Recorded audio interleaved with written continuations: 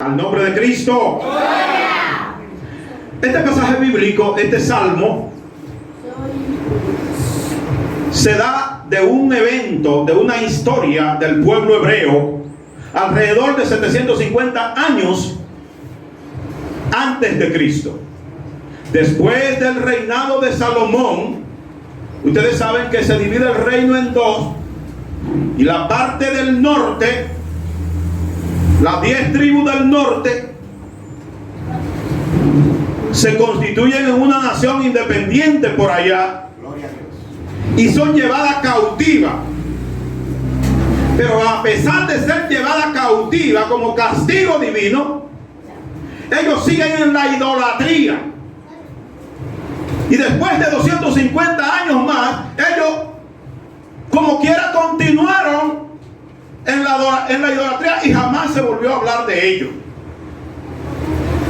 Unos 150 aproximadamente años. También la parte del sur, Judá, que tenía como nombre Judá, también fue llevada cautiva.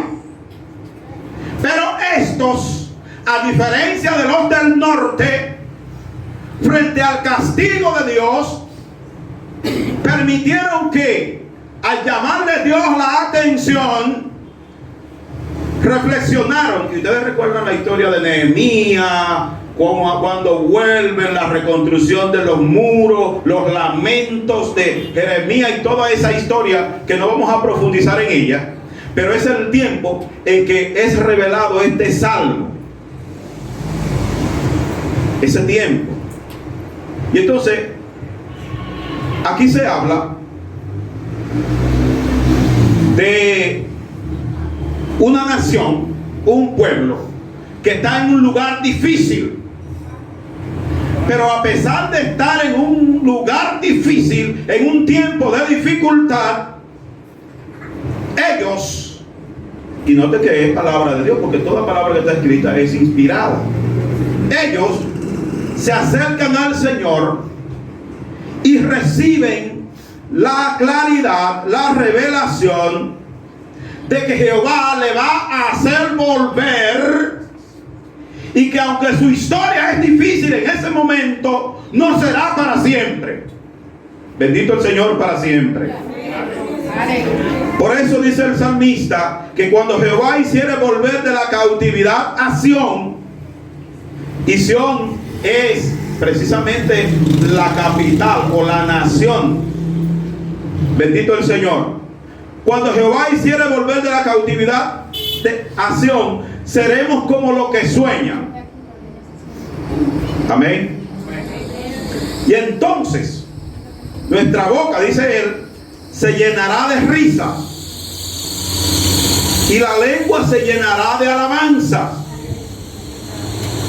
Entonces las naciones que en ese momento se estaban burlando de ellos van a decir lo contrario. Entonces van a decir que Jehová ha hecho grandes cosas con ellos.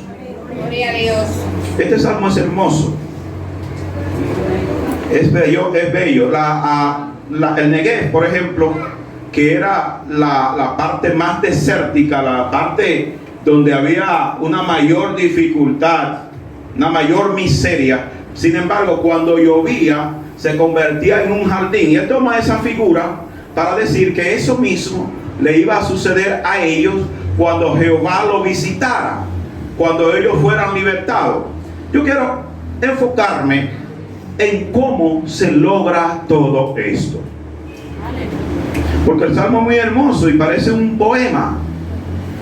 Parece un poema, parece algo cuando una gente se inspira y está hablando allí de lo que sembraron con lágrimas, van a regocijar, van a sembrar, van a cosechar con regocijo, y que aunque fueron llorando, ellos van a volver contentos, trayendo los resultados, trayendo sus gavillas. Sin embargo, hay un denominador común para una nación, para una persona, para un pueblo ser restaurado, y ese denominador común es la fe.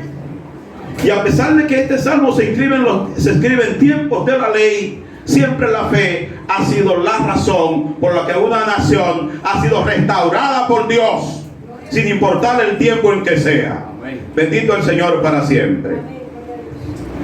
Ellos estaban en tierra de dificultad. Pero a pesar de estar en esos tiempos difíciles y que se lo habían ganado por desobedecer a Dios, ellos ahora reciben la iluminación de que van a ser restaurados. Y nadie es iluminado acerca del futuro bueno a menos que no tenga fe.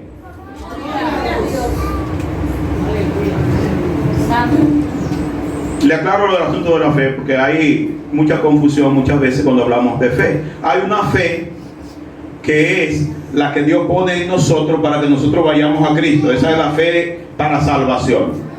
O sea, una fe que nos lleva al nuevo nacimiento.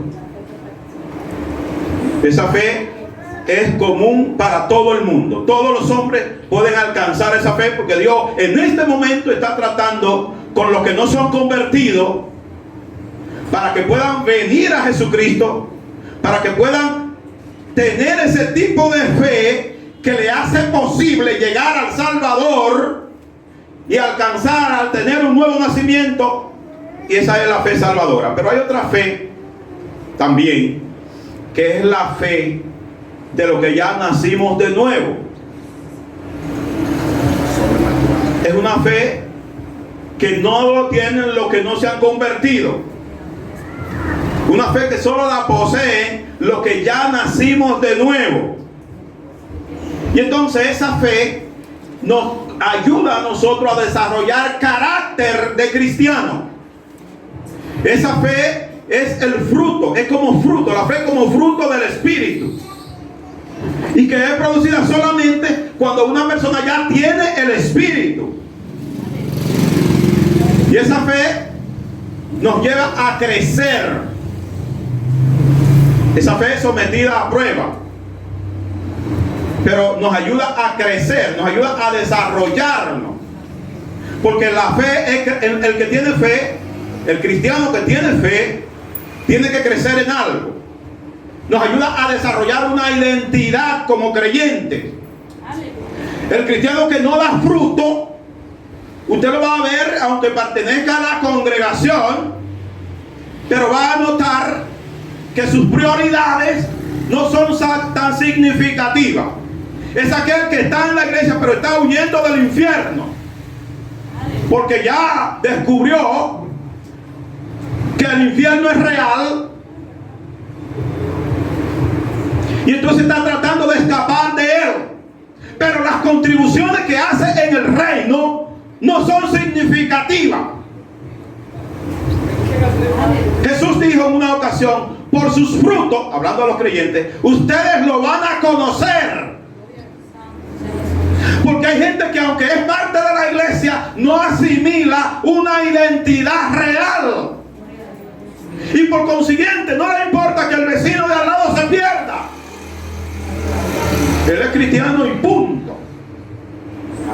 No le importa que las almas no vengan al Señor. Se conforma con que ya Él es salvo. Entonces no se evidencia el fruto, que es el amor. Entonces es un cristiano que está ahí y ora y ayuna, pero el fruto del Espíritu que dice la Biblia, el amor, la paz, la paciencia, la bondad, la benignidad, la fe, la mansedumbre, la templanza, esas cosas no son muy manifiestas en él. O sea, este evangélico que tiene sus enemigos y que tiene gente que le cae mal y que está detrás de sus proyectos personales, y él ora porque él no quiere ir al infierno. Él sabe que es real, pero el fruto no es muy manifiesto. Entonces es un tipo de fe. Aleluya. Pero hay otra fe que es como don, y la fe como don es la que nos permite a nosotros ministrar otros dones. O sea, si usted no tiene el don de fe, usted no va a tener la fe de echar fuera a un demonio. Si no tiene el don de fe, no va a tener la fe de sanar a un enfermo. Si no tiene ese tipo de fe, entonces ese tipo de fe crece. Ese tipo de fe se busca, porque los dones se buscan. Usted puede orar y pedir los dones. Entonces ese tipo de fe se puede pedir. Si usted no tiene autoridad sobre las enfermedades, si no tiene autoridad sobre los demonios, si no siente que tiene una vida de victoria, usted puede comenzar a buscar ese tipo de fe. Aleluya. Ese tipo de fe el que tenía Pedro y Juan cuando en el patio del templo La Hermosa iban allí, no tenían dinero. Y había alguien allí que les pidió.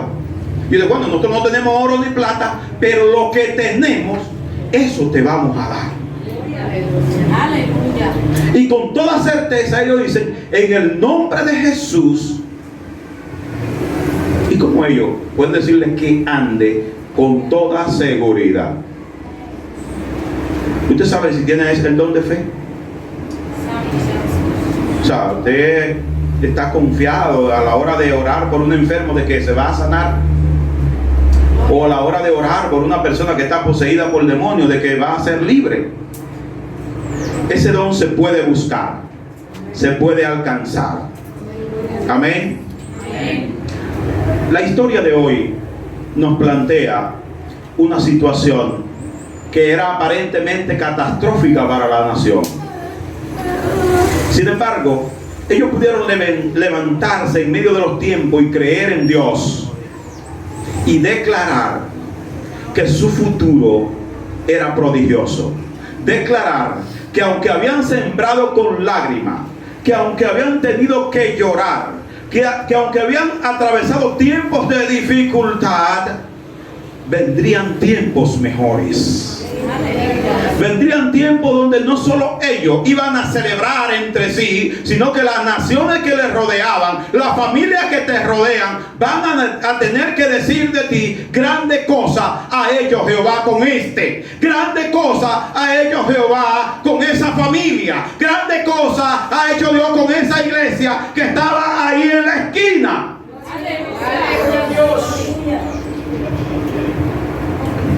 Pero sembrar la semilla requiere de sacrificio, requiere de determinación, requiere de una conciencia clara. Decía alguien recientemente que la cuestión de la fe es un asunto de determinación a creer. La fe no está limitada a la existencia breve que tenemos aquí en la tierra. La fe que agrada a Dios es trascendente. La fe no solamente nos ayuda a producir influencia para ganar a los perdidos, sino que nos ayuda a tener una vida trascendente.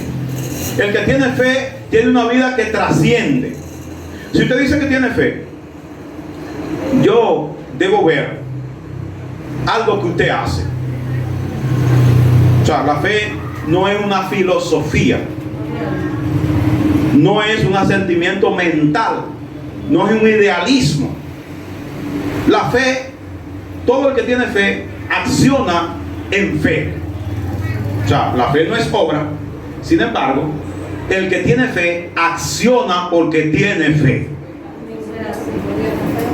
Por ejemplo, esta nación se vio cautiva y a ellos, ya Jeremías e Isaías le habían profetizado que solamente iban a estar cautivos allí 70 años.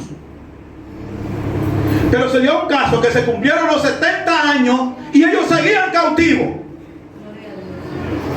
Ya ellos habían sido inspirados acerca de su futuro prodigioso, pero se cumplen los 70 años y no sucede lo que se había dicho que iba a suceder.